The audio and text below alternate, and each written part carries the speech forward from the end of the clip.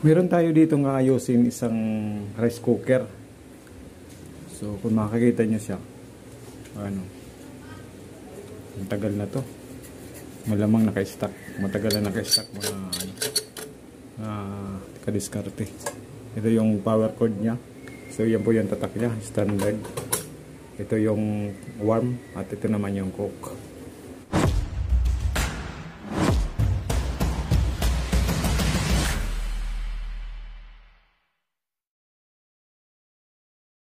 So bago natin gawin yan, ay kung bago ka palang napadpad sa aking munting channel, ay huwag mong kalimutan mag-like, mag-comment at mag-subscribe. So shout out po sa lahat ng mga subscriber ng Diskarte Pinoy.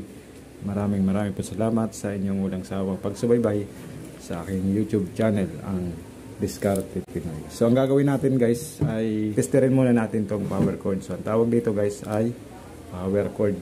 So testerin muna natin to. Ago natin isaksak din sa rice cooker. Pero hindi na natin guys isaksak sa kuryente kasi mas maganda pa rin na matesting natin ang analog tester. Bago dito pa lang kasi sa analog tester malalaman natin kung buo ang isang rice cooker. So ayan, ililipat natin sa naka-off siya, ililipat natin sa laging extend ang gamit ko guys. Yan, extend sa resistance reading. Sa resistance reading, tapos i-shorted natin yung ayan, shorted. So testing natin kapag kabilaan siya. Ayan.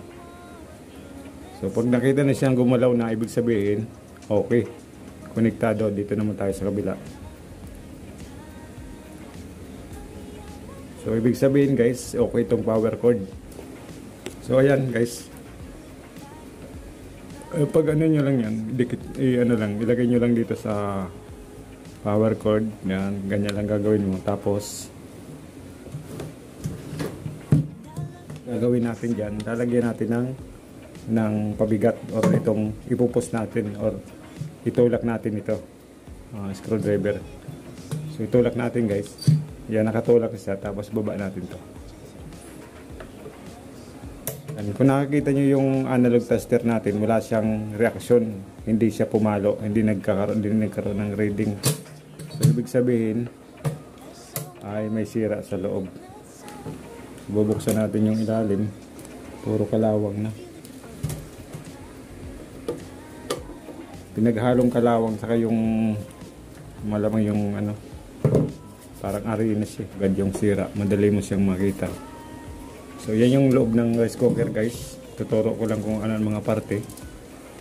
Mula dito sa power cord, ito yung saksakan, ayan, kalawangin na talaga. Hindi natin alam kung pwede pa ma-recover to, sana nga. Ito yung thermal fuse.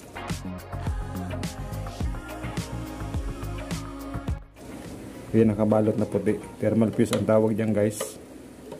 Pagdating doon sa thermal fuse, itong dalawang to, ayan, dalawang yan, yan ang tawag dyan ay heating element.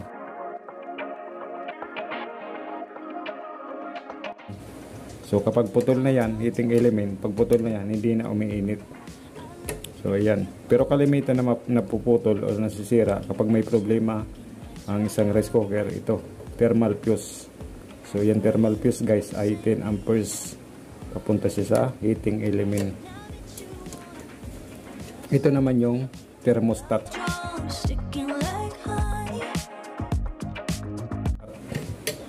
So kapag meron dyan contact point sa loob, so mamaya makikita nyo, may contact point yan dyan. Pag dumikit yan, na wala pang kalang or wala pang kaldero doon sa loob, pag dumikit yan, ibig sabihin, nasa cook.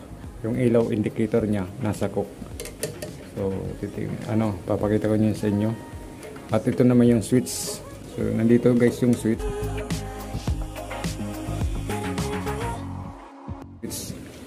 Ayan. Okay, may switch yan. Ayan, may switch. Tapos itong gitna, yan last. Ayan, ayan. Magnetic switch. Magnetic switch yan guys, or temperature limiter.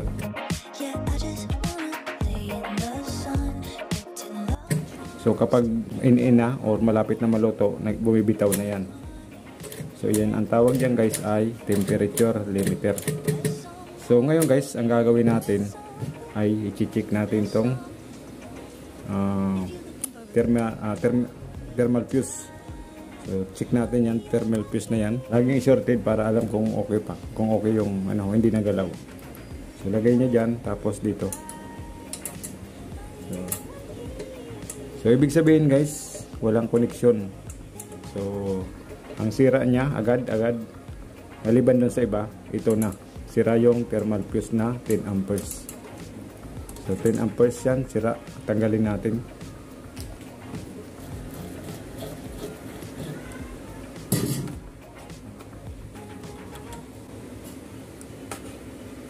Tanggalin muna natin siya dahil sira yung thermal fuse. Ayan.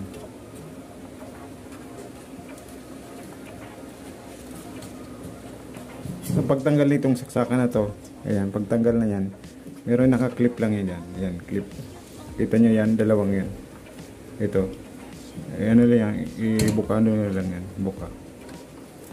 Tulak nyo lang yan guys, yan.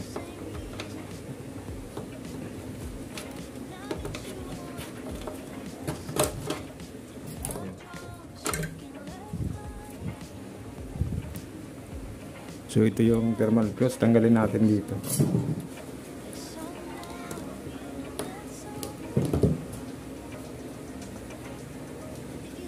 So marami pong nabibili nito guys, lalo na sa mga ano, sa mga repair shop, may mga tinda sila nito. Sa mga nagtatanong, may mga tinda po silang thermal fuse ng rice cooker. So pag nagbumili kayo, thermal fuse ng rice cooker.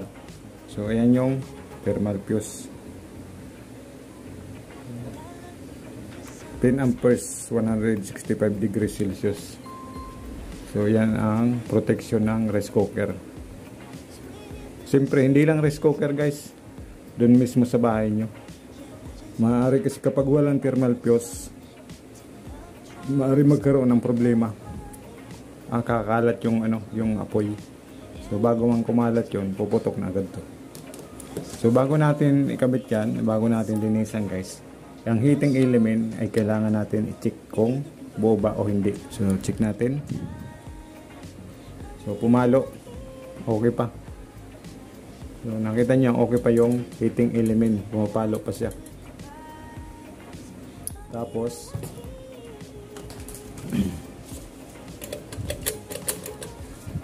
diretso naman tayo dito guys. So diretso naman tayo dito. So thermostat ang tawag diyan guys.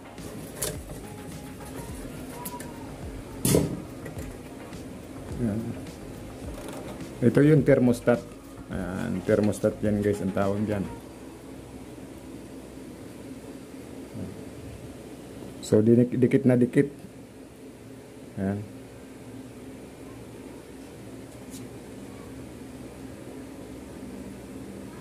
Ayan guys, oh. Kung nakakita nyo yung nakadikit na yan, ito. Ayan, kailangan nakaangat siya. Angat dapat yan. Ayan, dikit na dikit. Ayan. Kaya dapat nakaangat siya, nakaganyan. Kaya pumutok yung yung thermal fuse dahil nakadikit na agad siya. Nasa cook na agad yung. So hindi natin gagalawin para makita ninyo na nakaganyan lang siya. So ang ilaw niya o yung indicator light ay nasa cook.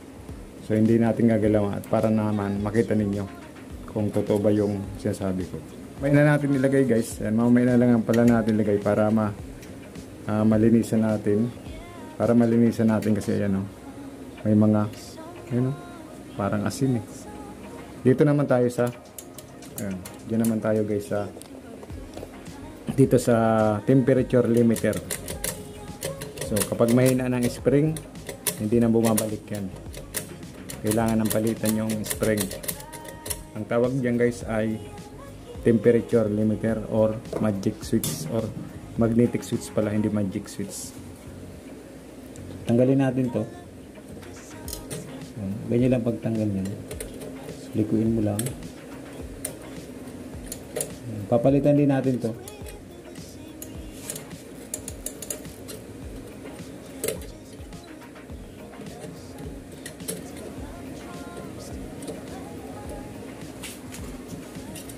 Ayun. So ito yung temperature limiter. So makikita nyo guys, walang-wala na talaga. Hindi na pwede ito. Ayan, hindi na pwede yan. Kahit itong spring, wala na rin to. Ayan. So ang gagawin natin guys, ay palitan ang temperature limiter. So may magnet yan sa loob. Ayan, magnet. So magnet yan. So ang gagawin naman natin ay titingnan natin tong switch guys. Ayan. Yan yung switch. Tingnan natin yung switch kung okay pa.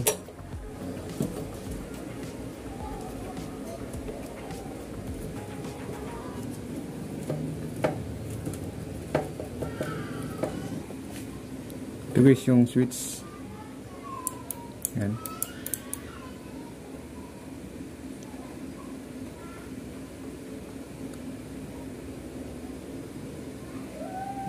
Hang muna natin. Ayan. Nakahang siya. Ayan.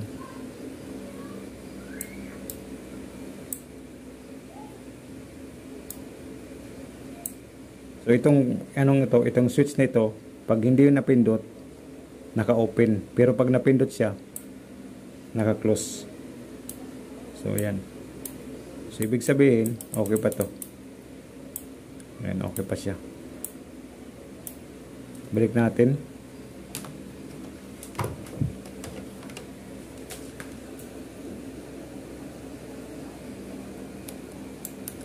So ang gagawin natin ngayon guys ay linisan ng lacquer thinner. Isa-isahin natin itong linisan ng lacquer thinner. Gamitan natin ng tawag dito, paintbrush or ng toothbrush. Kasi kilawangin na siya. Ayan. So check pa rin natin to guys. Yung heating element niya baka mamaya may ground. Ayan. Dito natin itama yung dito sa parting to. Tapos papunta dito sa mismong plate niya. Diyan. Yung sinasaingan. Papunta dito guys. Ayan. Check natin baka mamaya may ground. May ground yang itong heating element papunta doon. So check natin bago natin linisan.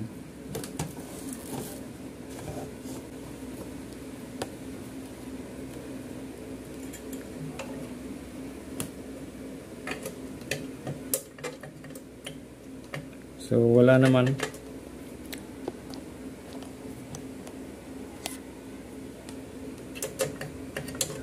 Kapag may ground yan guys o may tama, pag linagay mo siya dito ay magkakaroon ng deflection yung natin, yung tester natin.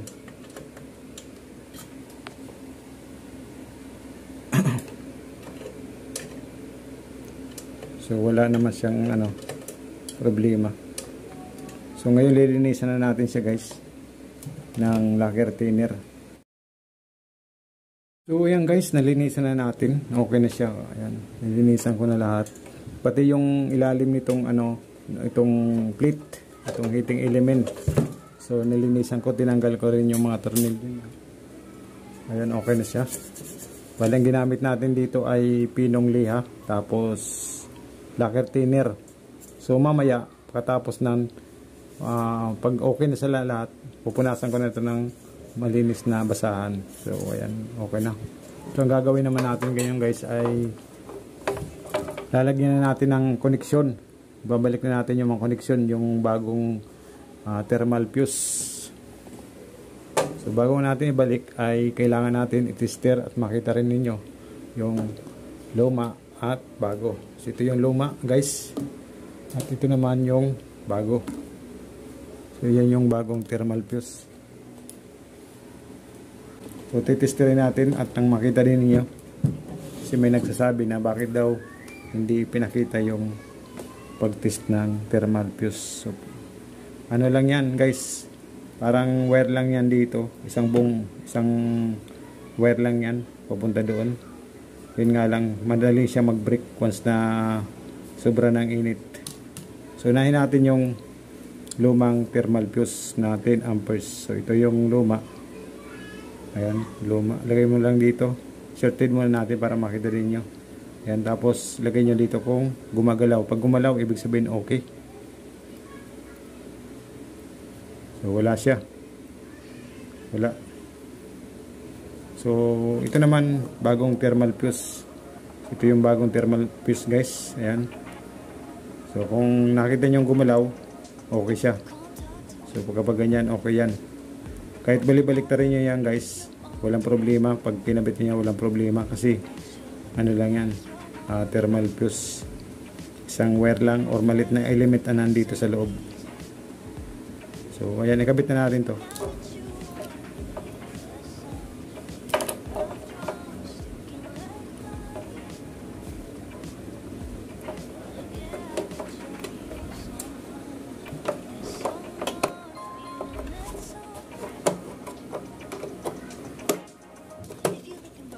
Ayan, nalagay na natin siya guys.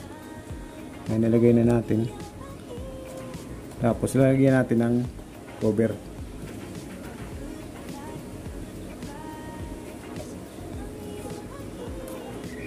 Nakabit na natin dito sa heating element. So, kabit na natin siya guys. Ayan, dalawang wire lang yan. Papunta doon sa ilaw. Yung isa.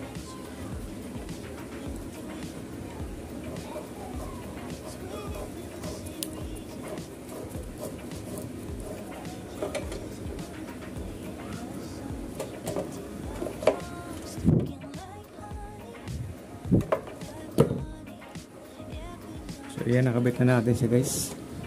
Higpitan lang natin. Ayan. Okay na siya.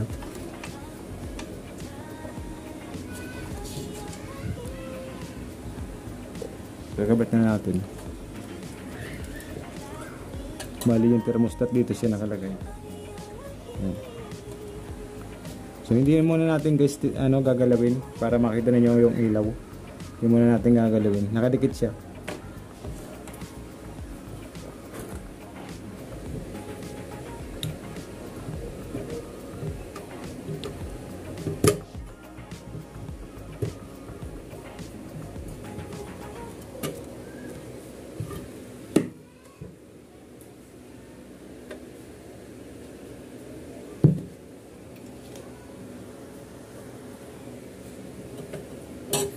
Pasunod natin tong switch. Ayan yung switch.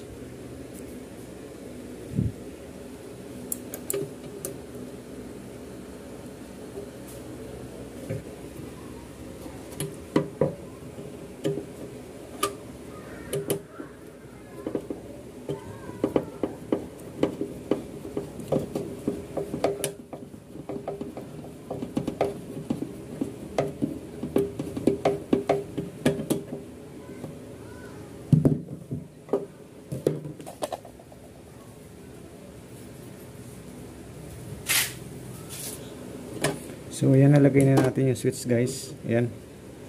Ayan, nalagay na, okay na siya. So ang gagawin naman natin, hanap tayo ng temperature limiter. Nilalagay dito kasi wala na siya. Sira na din na pwede yun. So maghanap muna tayo. So ayan guys, ito yung luma. So ito naman yung ipapalit natin na temperature limiter. Ayan, ipapalit natin siya. Kailangan matibay pa yan.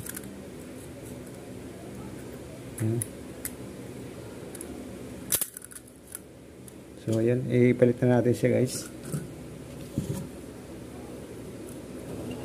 Ayan, madali lang siyang isuot. Tapos ibint ng plies. So may ano yan eh. Ayan o. Ibint lang yan.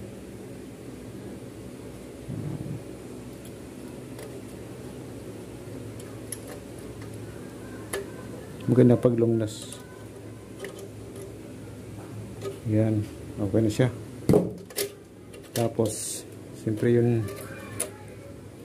naka-connect dun sa magnet, lagay na natin dito sa may switch.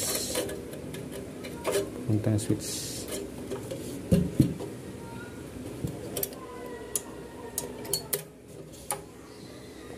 So ayan guys, nalagay ko na yung temperature limiter. So ayan. Yan na siya. So ang gagawin naman natin ngayon, i-tester na natin uli. Testerin natin uli kung may palo na. Tapos tingnan natin kung wala pang kalang ba, may palo na, or wala nang kalang. O pag walang kalang, may palo, ay walang palo. So tester natin siya. Yan. Gamit tayo ng analog tester. Yan. Tapos kunin yung power cord. Lagay sa magkabilaan. Shorted muna natin para makita natin kung gumagalaw ba. So mayroon na. Ayan, mayroon na siya guys. Ayan, nakakita nyo, mayroon na siyang palo. So kahit wala pang nakakalang, may palo na agad.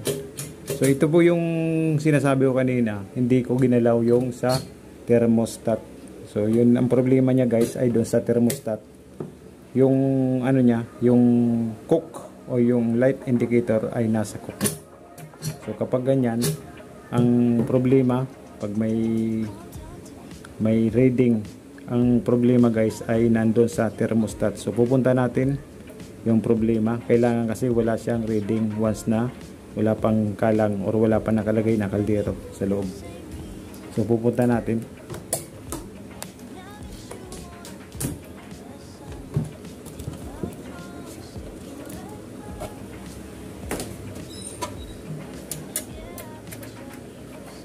Bali ang problema guys ng ito. So ito yung problema nung kaya mayroon reading, nakadikit pa yung contact point dito. So tatanggalin muna natin at nang makita ninyo.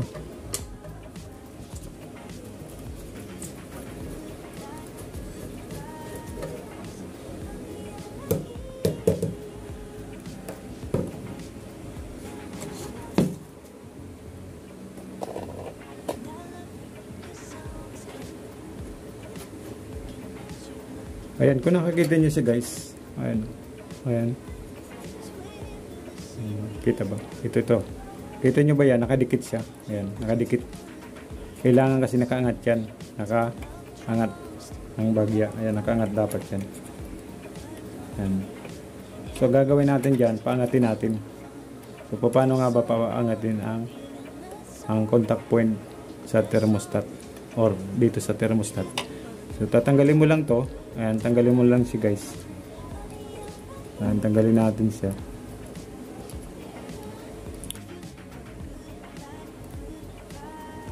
Tanggalin natin to. So yan guys, para hindi na tayo tawag dito, ibang paraan naman. Para hindi na tayo pihit dito sa taas. Tanggalin natin to, itong isang tanggalin natin itong isang nut or ito makikita nyo yan, may butas o itong bakal na ito nakapalibot or itong bilog nito, pangalan nyo nakalimutan. So tanggalin natin siya guys.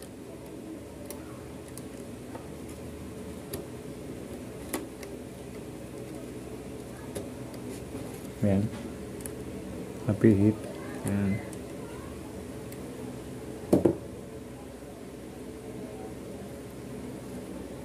So kailangan kasi guys nakaangat yan. Ayan. Uy, nalaglag.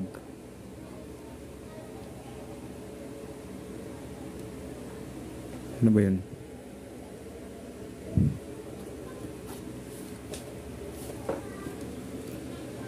So dahan-dahan lang, baka mawala yan, puti na yan. Ayan. Dahan-dahanin mo lang. Yan ang importante. Sabi muna natin dahil nalaglag. Sana ba yun?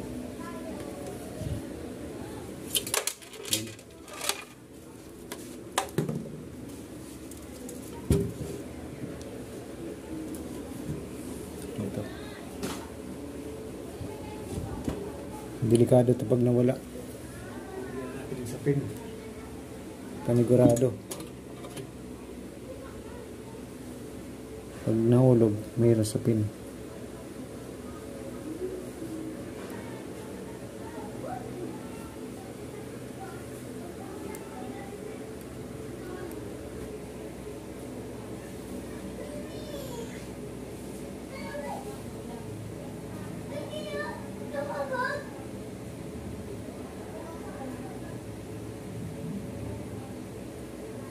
Ngayon, umangat na siya guys. Nakita nyo siya, umangat na.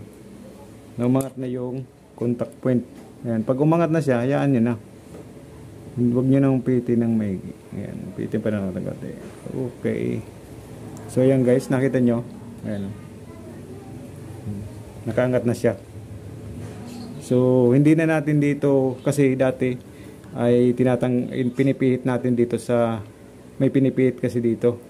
So, ngayon, ang ginawa naman natin ay yan, tinanggal na natin tong yan, tinanggal na natin yan.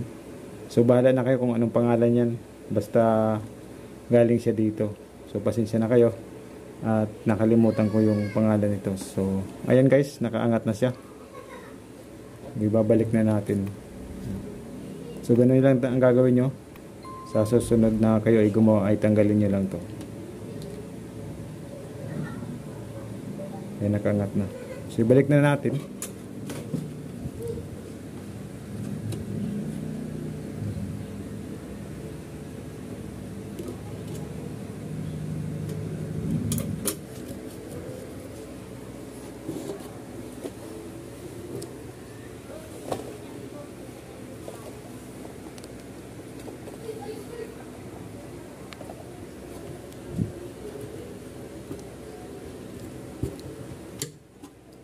So ayan guys, nabalik na natin. Ang gagawin naman natin, testerin ulit natin kung mayroon pang mayroon pang reading na kahit wala nang nakakalang.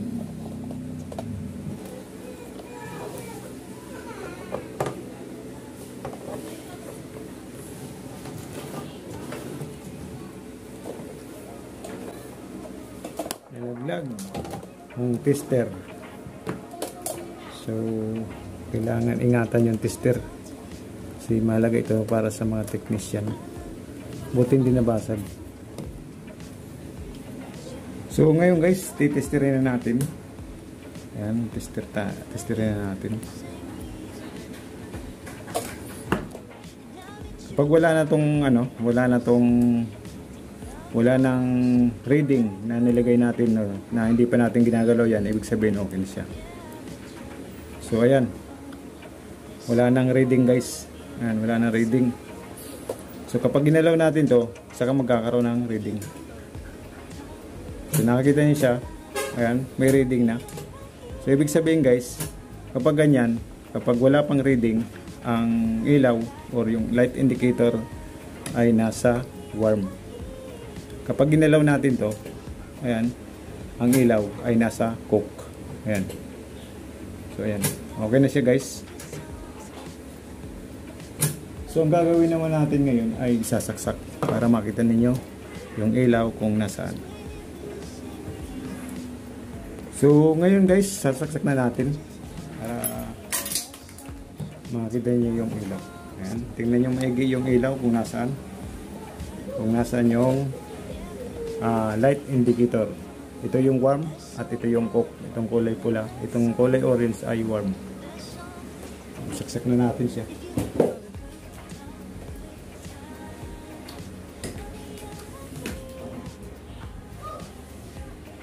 So kung nakikita niyo siya guys, yung ilaw ay nasa sa warm.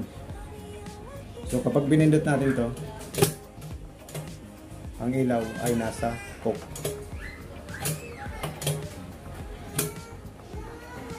So ayan. Okay na siya guys, mainit na. Ayan, yung ilaw ay nasa warm. At pag pinindot natin to, kailangan yung ilaw ay nasa cook. Ayan. So lagyan natin ng kalang guys, para sigurado. Ayan, lagyan natin ng pabigat.